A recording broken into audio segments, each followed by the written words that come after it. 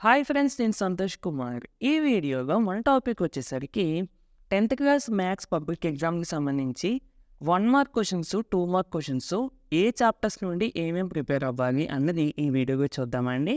అయితే నేను ఆల్రెడీ 8 మార్క్స్‌కి, 4 మార్క్స్‌కి సంబంధించి ప్రీవియస్‌గా ఒక వీడియో చేశాను. ఆ వీడియో తప్పకుండా చూడండి. ఆ వీడియోలో చెప్పిన క్వెషన్స్ అన్నీ కూడా చేయండి. సో, నేను ఆ వీడియోలో క్లారిటీగా ఎక్స్‌ప్లెయిన్ చేశాను. ఎన్ని మార్క్స్ తెచ్చుకుందాం అనుకున్న వాళ్ళు ఏమేమి ప్రిపేర్ అవ్వాలన్నది. సో, దాన్ని బట్టి మీరు ప్రిపేర్ అవ్వండి కంపల్సరీగా. అలాగే ఇక్కడ 1 మార్క్, 2 మార్క్స్ కూడా నేను మొత్తం నేను మీకు అర్థమయ్యేలా చెప్తాను. అండ్ ఇక్కడ నేను క్వెషన్స్ కంటే కాన్సెప్ట్స్ ఎక్కువ చెప్తానండి. ఈ కాన్సెప్ట్‌కి సంబంధించిన క్వెషన్స్ కూడా నేను ఇస్తాను విత్ పేజ్ నంబర్స్‌తో సహా. మీరు ఈ కాన్సెప్ట్స్ చూసుకోవాలి. అండ్ వీటికి సంబంధించిన క్వెషన్స్ కూడా మీరు ప్రాక్టీస్ చేయాలి. అప్పుడు మాత్రమే మీరు 1 mark questions, 2 mark questions solve చేయగలుగుతారు.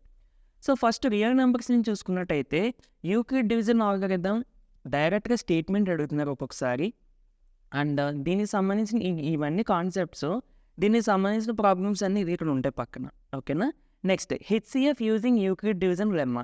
యూక్లిడ్ డివిజన్ లెమ్మా యూజ్ చేసి హెచ్‌సిఎఫ్ ఎలా ఫైండ్ ఔట్ చేయాలని కూడా అడుగుతూ ఉంటున్నారు.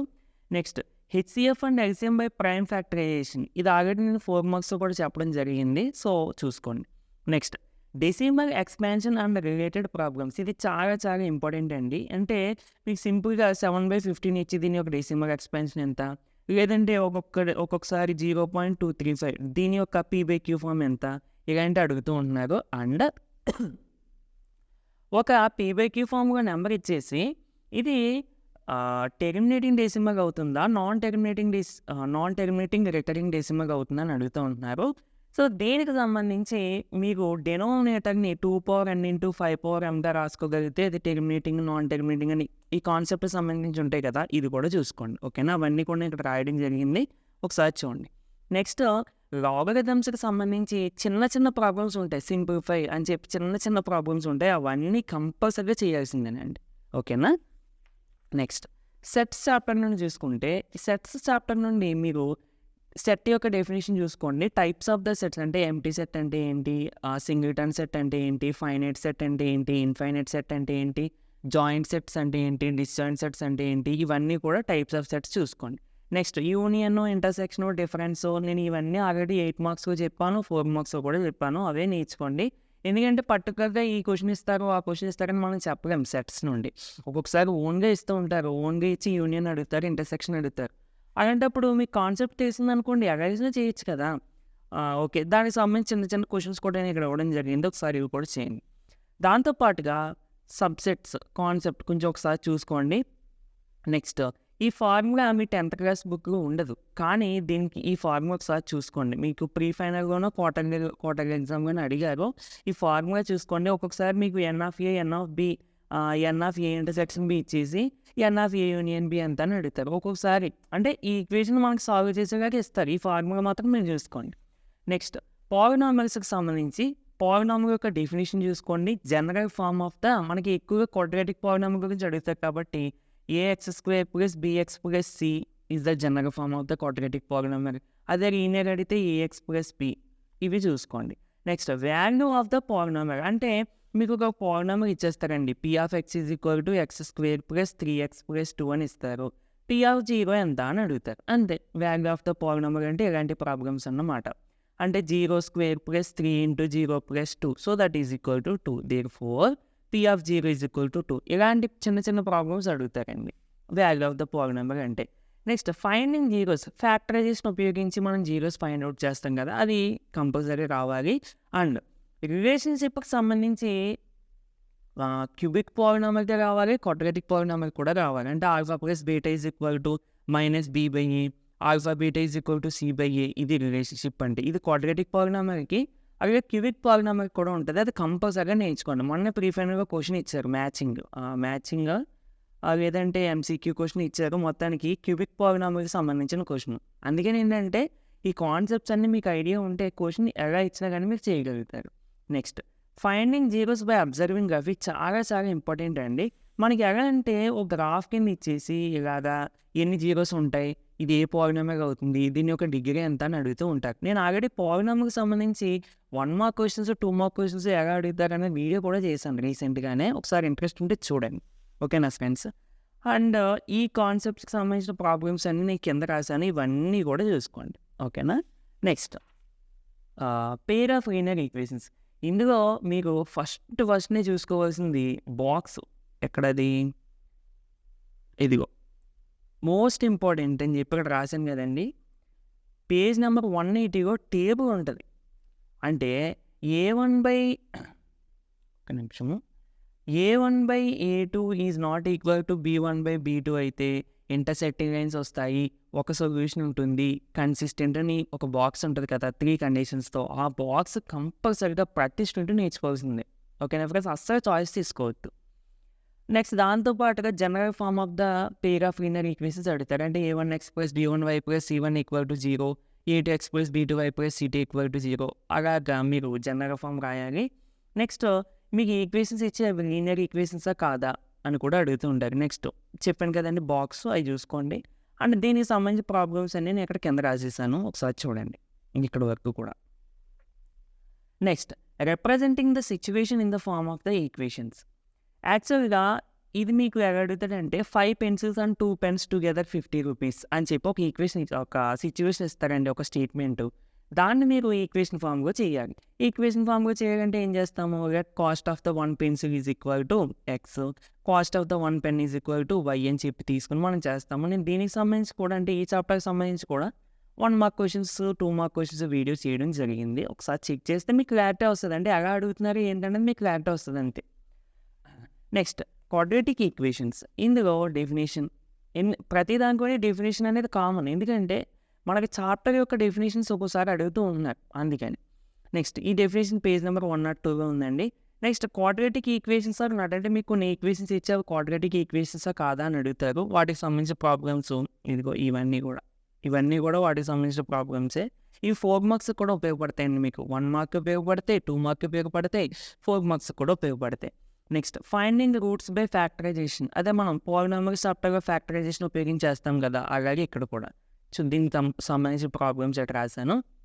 Next nature of the roots. ఇది చాలా చాలా ఇంపార్టెంట్ అండి. అంటే క్వాడ్రాటిక్ ఈక్వేషన్ తీసుకుని B² - 4AC వచ్చిన వాల్యూ బట్టి మనం రూట్స్ ఆర్ రియల్ అండ్ డిస్టింక్టా, రూట్స్ ఆర్ రియల్ అండ్ ఈక్వల్గా అండ్ ఇమేజినరీ రూట్స్ ఉన్నాయని చెప్తాం కదా, అది దీనికి సంబంధించిన ప్రాబ్లమ్స్.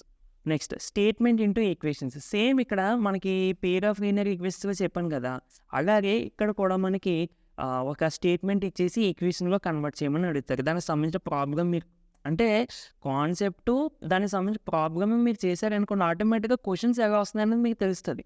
ఓకేనా.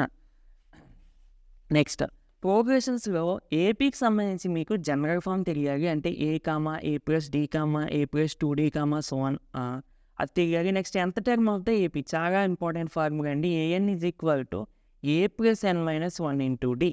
ఓకేనా. నెక్స్ట్ దీనికి సంబంధించి జనరల్ ఫాము అండ్ nth టర్మ్కి సంబంధించి ఫార్ములాస్ ప్రాబ్లమ్స్ చూడండి. ఎక్కువ ఉన్నాయని మీరు టెన్షన్ పడొద్దండి, ఇవన్నీ సిమిలర్ ప్రాబ్లమ్స్గా ఉంటాయి. ఇవన్నీ కూడా చాలా దగ్గర ప్రాబ్లమ్స్గా ఉంటాయి. మీకు జస్ట్ ఒక్కసారి చేసినా కానీ మీకు ఆటోమేటిక్గా ఐడియా వస్తుంది. Next some of the n terms of an AP. అంటే SN = n/2 × 2A + n - 1 × D అని ఉంటుంది కదా, ఈ ఫార్ములా అండ్ దానికి సంబంధించిన ప్రాబ్లమ్స్. అలాగే general form of the GP చూడండి, nth term of the GP చూడండి, దానికి సంబంధించిన ప్రాబ్లమ్స్. ఇవన్నీ కూడా సిమిలర్ ప్రాబ్లమ్స్. ఓకేనా. నెక్స్ట్ ఈ 4th సమ్ చాలా ఇంపార్టెంట్ అండి, ఎక్సైజ్ 6.4, ఎందుకంటే ఇది ఒకసారి 8 మార్క్స్ అడిగారు, చాలా చాలా ఇంపార్టెంట్. ఓకేనా, ఒకసారి చూసుకోండి. కోఆర్డినేట్ జామెట్రీలో ఫస్ట్ డిస్టెన్స్ ఫార్ములా, దానికి సంబంధించిన problems. Next section formula and mid point formula, దానికి సంబంధించిన ప్రాబ్లమ్స్. సెంట్రాయిడ్ అస్సలు ఏది వదలడానికి వీలు లేదండి. ఓకేనా. Area of the triangle using formula, ఇది నేను ఆల్రెడీ 4 మార్క్స్ కూడా ఇచ్చాను. అంటే ఫార్ములా యూజ్ చేసి area of the triangle find out చేయడం. Half module x1 × y2 - y3 + x2 × y3 - y1, అది కొలీనియరా కాదా అని చెక్ చేయమంటాడు. అంటే ఏంటి, ఫర్ సపోజ్ 1, 2, 3, 2, 5, 4 ఇచ్చి ఈ 3 పాయింట్స్ కొలీనియర్ పాయింట్స్ అవుతాయా అవ్వవా అని అడుగుతున్నాడు. అదే 8 మార్క్స్కి అయితే ఎలా అడుగుతారండి, ఏదో ఒక వాల్యూని బ్లాక్ చేసేసి ఆ వాల్యూ ఎంత అని అడుగుతారు. అంటే K అని ఇక్కడ ఏదో K అని ఇచ్చేసి K వాల్యూ ఎంత, ఇది కొలీనియర్ అయితే అని అడుగుతారు. ఒకసారి డిఫరెన్స్ చూసుకోండి. కొలీనియరా కాదని అడిగినప్పుడు మనం ఈ 3 పాయింట్స్ ద్వారా ఫామ్ అయ్యేటువంటి ట్రయాంగిల్ ఏరియా ఫైండ్ అవుట్ చేస్తాం. అంటే x1 y1 x2 y2 x3 y3 అనుకుని హాఫ్ మాడ్యూల్ ఈ ఫార్ములా వేసేస్తాము ట్రయాంగిల్కి సంబంధించి. ఆన్సర్ 0 వస్తే కోలీనియర్, 0 రాకపోతే నాన్ కోలీనియర్ అంతే. నెక్స్ట్ స్లోప్ ఫార్ములా చూసుకోండి అండ్ దానికి సంబంధించిన ప్రాబ్లమ్స్ ఇవన్నీ కూడా ఫార్ములాగానండి. ఫార్ములా జాగ్రత్త చూసుకోండి. నెక్స్ట్ సిమిలర్ ట్రయాంగిల్స్లో condition for the similarity of the two triangles అని అడుగుతారు. అంటే ఇది ఏం రాస్తారండి, రెండు ట్రయాంగిల్స్ సిమిలర్ అవ్వాలంటే కండిషన్స్ ఏంటి, బేసిక్ కండిషన్స్ రాయాలి. అంటే ఏంటి, corresponding angles are equal, corresponding sides are proportional, అంతే. 2 పాయింట్స్ రాస్తే అయిపోయింది. నెక్స్ట్ బీపీటీ స్టేట్మెంట్ చూసుకోండి. ఒక్కొక్కసారి స్టేట్ బేసిక్ ప్రపోర్షనాలిటీ థియరం లేదా థేల్స్ థియరం అని అంటారు. ఓకేనా, స్టేట్మెంట్ ఒకసారి చదువుకోండి. అండ్ దానికి సంబంధించిన ప్రాబ్లమ్స్ అంటే మీకు ఎలా వస్తాయంటే, ఇలా ఒక ట్రయాంగిల్ బొమ్మ ఇచ్చేస్తారండి, ఏబిసి డిఈ అని ఇచ్చేసి ఇది ఎక్స్, ఇది x-2, ఇది 5, ఇది x-3 అని ఇచ్చి ఎక్స్ వాల్యూ ఎంత అని అడుగుతారు. ఓకేనా, దానికి సంబంధించిన ప్రాబ్లమ్స్ ఇక్కడ రాశాను, ఒకసారి చూడండి మీకు అర్థమవుతుంది. నెక్స్ట్ SAS, SSS, ఇవి సిమిలారిటీ కండిషన్స్, జస్ట్ స్టేట్మెంట్స్ చూసుకొని చాలా ఈజీగా ఉంటాయండి, అస్సలు భయపడద్దు. ఒకసారి మీ టెక్స్ట్ బుక్ ఓపెన్ చేసి చదవండి, చాలా ఈజీగా ఉంటాయి. ఓకేనా. Next Pythagoras theorem statement, the square of the hypotenuse is equal to some of the squares of the other two sides in a right angle triangle అని చెప్పి ఒక చిన్న బొమ్మ వేసండి, ఏబిసి ఇలా పెట్టి, ఇది ఎక్స్ అనుకోండి, ఇది వై, ఇది జెడ్ అనుకోండి, x² is equal to y² plus z² అని రాసి. ఓకేనా, ఇవి ఎగ్జాంపుల్స్ ఒకసారి చూసుకోండి. అండ్ అంటే ఇది కొంచెం ఇంపార్టెంట్, ఏరియాస్కి సంబంధించిన అనుకుంటా. Okay, next tangents and secants circle. ఇందులో మిమ్మల్ని క్వశ్చన్స్ అడగడం చాలా తక్కువగా ఉంటుంది, బట్ ఇన్ కేస్ అడిగితే మాత్రం ఈ కాన్సెప్ట్స్ నుంచి అడుగుతారు. ఫస్ట్ టాంజెంట్ అంటే ఏంటి, సీకెంట్ అంటే ఏంటి, నార్మల్ అంటే ఏంటి, డెఫినేషన్స్ చూసుకోండి. అండ్ ఎక్సైజ్ 9.1లో కామన్ 1 చేయండి. అందులో మీకు MCQ క్వశ్చన్స్ కింద ఉంటాయి, బ్లాంక్స్ ఉంటాయి, అవి కంపల్సరీగా సాల్వ్ చేయండి. ఎందుకంటే అందులో ఒక క్వశ్చన్ తీసుకొచ్చి డైరెక్ట్గా మనకు ఒక్కొక్కసారి 1 మార్క్స్కి ఇచ్చేస్తూ ఉంటారు. సో అది ఒకసారి చూసుకోండి. Final length of the tangent, ఇదే క్వశ్చన్ అడిగితే 2 మార్క్స్కి అడుగుతారు, లేదంటే 4 మార్క్స్కి అడుగుతారు. ఓకేనా, సో ఇది జాగ్రత్త చూసుకోండి. నెక్స్ట్ ఎక్సైజ్ 9.2గా కామన్ 1, ఇవేంటిది, ఇది కూడా బిట్సే, ఒకసారి చూడండి. అంటే టెక్స్ట్ బుక్గా నాకు ఐడియా చేస్తానికి ఒకసారి చూడండి. మెన్సురేషన్ మీకు ఫస్ట్నే ఫార్ములా మాత్రం అస్సలు ఏది వదలదు. క్యూబు, క్యూబాయిడు, సిలిండరు, కోను, నెక్స్ట్ స్పియరు, హెమిస్పియరు, వీటికి సంబంధించిన అన్ని ఫార్ములాస్ అంటే CSA ఉంటుంది, TSA ఉంటుంది, వాల్యూమ్ ఉంటుంది. ఈ అన్ని సాలిడ్స్కి సంబంధించి 3 ఫార్ములాస్ కూడా కంపల్సరీగా చూసుకోండి. నేను ఫస్ట్ అందుకని అదే రాశాను. ఓకేనా, అంటే ఫార్ములాస్ సంబంధించిన బాక్స్ ఉంటుంది కదా, ఆ బాక్స్లో మీకు ప్రెజము, రైట్ పెర్మిట్ ఉంటాయి అనుకుంటా, వద్దు, మీకు నేను ఇక్కడ రాసి చూసుకోండి. బేసిక్ ప్రాబ్లమ్స్ అడుగుతారండి మెన్సురేషన్ నుండి. ఇన్ కేస్ 1 మార్క్ కానీ 2 మార్క్ కానీ 4 మార్క్ కానీ క్వశ్చన్ వచ్చినా కానీ బేసిక్ మోడల్ క్వశ్చన్స్ అడుగుతారు. డైరెక్ట్గా కోన్ ఇచ్చేసి, హైటు, రేడియస్ ఇచ్చేసి, వాల్యూమ్ అడగడం, CSA అడగడం, LHC అడగడం, ఇలాంటివి అడుగుతూ ఉంటారు బేసిక్గా. ఓకేనా, ఒకసారి చూసుకోండి. అండ్ బేసిక్ ప్రాబ్లమ్స్ అంటే ఇంకో ఎగ్జాంపుల్ 6, 7 ఒకసారి చూడండి, సేమ్ అలా అడుగుతారు అన్నమాట మనకి.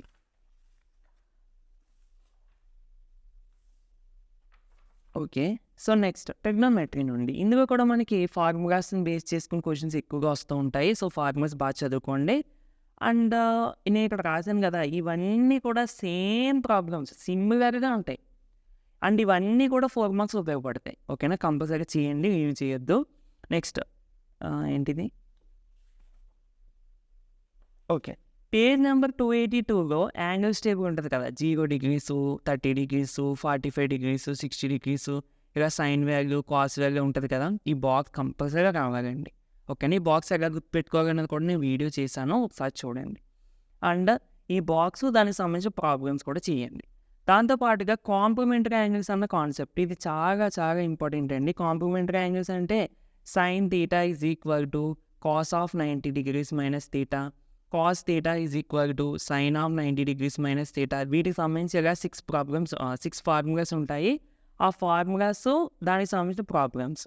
నెక్స్ట్ ఐడెంటిటీస్ ఒకసారి చూసుకోండి. sin² θ plus cos² θ equal to 1. Next sec² θ minus tan² θ equal to 1. వాటికి సంబంధించినవి చూసుకోండి. నెక్స్ట్ అప్లికేషన్ ఆఫ్ ట్రిగ్నోమెట్రీలో 1 మార్క్ క్వశ్చన్స్ చాలా తక్కువ ఛాన్స్ అండి, ఎందుకంటే అందులో ఉన్నాయండి పెద్ద క్వశ్చన్సే, 1 మార్క్ అడగడానికి ఛాన్స్ లేదు. బట్ ఒక్కొక్కసారి 1 మార్క్కి 2 మార్క్కి ఏమడుతాడంటే, 1 మార్క్ అయితే ఒకసారి డెఫినేషన్ అడుగుతాడు, what is the angle of elevation and explain with neat diagram అని అంటాడు. అలాంటప్పుడు మీకు డెఫినేషన్ రాయాలి, డయాగ్రామ్ వేయాల్సి ఉంటుంది. అందుకని ఒక్కసారి యాంగిల్ ఆఫ్ ఎలివేషన్ అంటే ఏంటి, యాంగిల్ ఆఫ్ డిప్రెషన్ అంటే ఏంటి, ఓకేనా, లైన్ ఆఫ్ సైట్ అంటే ఏంటి, ఒకసారి చూడండి ఇవి ఎక్కడ ఉంటాయంటే మన ఛానల్లో ప్లేలిస్ట్లో applications of trigonometry chapter first వీడియోగా నేను చెప్పాను డయాగ్రామ్స్తో సహా. ఒక్కసారి చూస్తే మీకు అర్థమైపోద్ది, ఓకేనా. Next, draw a diagram for this data. ఇది మోస్ట్ ఇంపార్టెంట్ మోడల్, ఇదే అడుగుతారు ఎక్కువగా. అంటే మీకు ఒక సిచ్యువేషన్ ఇచ్చేస్తారు, అంటే ఒక అబ్బాయి ఉన్నాడు, ఒక అబ్బాయి టాప్ ఆఫ్ ద ట్రీని యాంగిల్ ఆఫ్ ఎలివేషన్ ఆల్ఫా డిగ్రీస్తో అబ్జర్వ్ చేస్తున్నాడు. ఆ అబ్బాయికి ట్రీకి మధ్య డిస్టెన్స్ ఎంత అని అడుగుతూ ఉంటారు. ఒక్కొక్కసారి క్వశ్చన్స్ అడగకుండా డయాగ్రామ్ వేసి వదిలేమని అంటారు, ఓకేనా. అవి ఒకసారి చూసుకోండి, ఇంకా ఎగ్జాంపుల్ 1 or 2 చూస్తే మీకు అర్థం అవుతుంది. అలాగే బేసిక్ ప్రాబ్లమ్స్, చిన్న చిన్న ప్రాబ్లమ్స్ అడుగుతూ ఉంటారు. ఇవి లైక్ ఈ విధంగా ఒకసారి చూడండి. నెక్స్ట్, ప్రాబబిలిటీ అసలు లీవ్ చేయొద్దండి. అది 8 marks అయినా, 4 marks అయినా, 2 marks అయినా, 1 marks అయినా. So playing cards, dice, coins, marble sums, వీటికి సంబంధించిన సమ్స్ అన్ని మీరు ఆల్రెడీ చేసేస్తారు 8కి 4కి. ఆఫ్ కోర్స్ ఇంక సరిపోతుంది. ఈ ఫార్ములా సంబంధించిన ప్రాబ్లమ్స్ చూడండి, చాలా చాలా ఇంపార్టెంట్. అంటే P of E0 is equal to 0.5 అయితే P of E ఎంత, ఇలాంటి అడుగుతూ ఉంటారు, ఒకసారి చూడండి. నెక్స్ట్, ఇది కూడా ఈ కండిషన్ కూడా ఒకసారి చూడండి, ఎందుకంటే ఒక్కొక్కసారి డైరెక్ట్గా ఏం అడుగుతారంటే probability of an event lies between అని అడుగుతాడు. అంటే 0కి 1కి మధ్యలో ఉంటుంది అని చెప్పి రాయాల్సి ఉంటుంది. Next, types of the events, what we have discussed. Types of the events అంటే sure events, exhaustive events, complement events, ఇవి ఉంటాయి. ఒక్కసారి అవి జస్ట్ అలా అవుట్లుక్ ఇచ్చుకోండి, ఓకేనా. నెక్స్ట్, స్టాటిస్టిక్స్ నుండి, ఇందులో మీకు 4 marksకి ప్రిపేర్ అవుతారు కదండి. మీను, మీడియన్ 3 ఫార్ములా రాసి టర్మ్స్ ఎక్స్ప్లెయిన్ చేయడం, అలాగే ఒక్కోసారి 2 marks కూడా అడుగుతూ ఉంటారు, అవి చూసుకోండి. Next, finding mean, median, mode for the ungrouped data. అంటే 10th class ప్రాబ్లమ్స్ ఎవరు 9thలో అన్గ్రూప్డ్ డేటా అంటే ఫర్ సపోజ్ 1 2 3 4 5 6 ఇచ్చేసి మీన్ ఎంత అని అడుగుతారు. అప్పుడు మనం ఏం చేస్తామండి, some of observations by number of observations అని వేస్తాం. అయితే దీనికి సంబంధించి నేను స్టాటిస్టిక్స్ ప్లేలిస్ట్లో ఒక వీడియో ఉంటుందండి, కేవలం 1 markకి 2 markకి మాత్రమే ఆ వీడియో. అదొక్కసారి చూస్తే మీకు క్లారిటీ వచ్చేస్తుంది. Next, finding median by observing OG curve. మనం ప్రీ ఫైనల్గా ఇచ్చారు కదా, అంటే ఇలా మీకు ఓజీ కర్వ్ కింద ఇచ్చేసి మీడియన్ ఎంత అని అడుగుతారు. సో ఇక్కడ ఇంటర్సెక్షన్ పాయింట్కి ఈ కింద ఎక్స్ మీద ఉంటుంది కదా, ఆ పాయింటే మనకి మీడియన్ అవుతుంది. Next, measures of centre tendency ఏంటని అడుగుతారు. మీను, మీడియన్, మోడ్, ఈ 3 మెజర్స్ ఆఫ్ సెంటర్ టెండెన్సీ అవుతాయి. రేంజ్ అవుతుందని అడుగుతాడు, రేంజ్ అవ్వదు, ఓకేనా. అండ్ రేంజ్ అంటే ఏంటి, రేంజ్ అంటే సింపుల్గా maximum value minus minimum value, అన్నిటికంటే పెద్ద వాల్యూ ఉండి అన్నిటికంటే చిన్న వాల్యూ తీసేస్తే అదే మనకి రేంజ్ అంటే, ఓకేనా ఫ్రెండ్స్. సో ఇది మనకి 2 marks 1 mark. ఇందులో నేను ఆల్రెడీ 8 marksకి చెప్పాను, జస్ట్ పాస్ అవ్వడానికి ఏం ప్రిపేర్ అవ్వాలనేది. నేను సేమ్ ఇక్కడ కూడా మీకు ఇందులో ఉన్న ఈజీ చాప్టర్స్ తీసుకోండి. ఈజీ చాప్టర్స్ అంటే ఏమేమి ఉంటాయి, ఇది ఈజీ, ఎందుకంటే ఫార్ములాస్ మీరు ఆల్రెడీ 4 చేస్తారు కాబట్టి 4 marksకి 8 marksకి. వీటికి సంబంధించి సెంట్రాయిడ్, అట్లీస్ట్ మీకు అన్నీ గుర్తుపెట్టుకోకపోయినా సెంట్రాయిడ్, స్లోపు, డిస్టెన్స్ ఫార్ములా, ఈ 3 గుర్తుపెట్టుకుని చేయండి. నెక్స్ట్, ప్రాబబిలిటీ నుండి స్టాటిస్టిక్స్ నుండి అసలు క్వశ్చన్ వదలద్దు. రియల్ నెంబర్స్ నుండి కూడా, సెట్స్ నుండి కూడా, పాల్ నెంబర్స్ నుండి కూడా, ఎందుకంటే అన్ని చాప్టర్స్ ఈజీ అండి, ఈజీగానే ఉంటాయి, ఒకసారి మీరు చూడండి. అండ్ అంటే 8 marksకి 4 marks చెప్పడానికి కుదరదు. ఎందుకంటే మీకు ఏంటంటే మీకు ఏది ఈజీగా అనిపిస్తే, ఏ చాప్టర్స్ నేను ఆల్రెడీ క్వశ్చన్స్ చెప్పేశాను కదా, ఇప్పుడు ఇందులో ఇవన్నీ మీరు ఒకసారి టెక్స్ట్ బుక్లో చూసుకోండి. మీకు వచ్చు అంటే ఇంతకుముందు చేసాము ఈజీయే అనుకున్నా చేయండి, అంతే. కొత్తవి ఇంకేం నేర్చుకోవద్దు. ఎక్కువగా మీరు 8 to 4 marks మీద ఫోకస్ చేయండి, అంటే జస్ట్ పాస్ అవుదామా అనుకున్న వాళ్ళు ఎవరైతే ఉన్నారో వాళ్ళు. అండ్ మాకు 90+ marks రావాలి, లేదంటే 98, 99, 100 marks కావాలనుకున్న వాళ్ళు నేను చెప్పిన ఏ క్వశ్చన్ కూడా వదలకూడదు, ఓకేనా. 8 marks, 4 marks, 1 mark, 2 marks, ఈ 4 సెక్షన్స్లో కూడా ఒక్క క్వశ్చన్ కూడా ఏమి చాయిస్ తీసుకోకుండా అన్నీ ప్రిపేర్ అవుతే అప్పుడు 90+ గ్యారంటీ ఇవ్వచ్చు, ఓకేనా ఫ్రెండ్స్. అంటే 90+ ఏంటంటే 91 రావచ్చు, 92 రావచ్చు, అంటే based on the standard of the paper అక్కడ, ఓకేనా. సో ఇదే ఫ్రెండ్స్ వీడియో, నచ్చితే తప్పకుండా లైక్ చేయండి. సో ఇదే మనకి ఇంకా ఈ 10th సంబంధించిన లాస్ట్ వీడియో అనుకుంటా. కుదిరితే నేను ఏమైనా చేస్తాను, ఎగ్జామ్ ముందు రోజు జరగ హాలిడే కాబట్టి, లేదంటే వీటితో జస్ట్ అడ్జస్ట్ అయిపోండి, ఓకేనా అండి. సో బాగా ప్రిపేర్ అవ్వండి. And thank you for your support ప్రతి దానికి కూడా. అండ్ మనకి ఇన్‌స్టాగ్రామ్ పేజ్ కూడా ఉంది. ఒకసారి ఇంట్రెస్ట్ ఉంటే చెక్ చేయండి. అందులో అయితే కాంటెంట్‌కి సంబంధించి రీల్స్ ఉంటాయి. ఒకసారి చెక్ చేయండి. నచ్చితే తప్పకుండా ఫాలో అవ్వండి.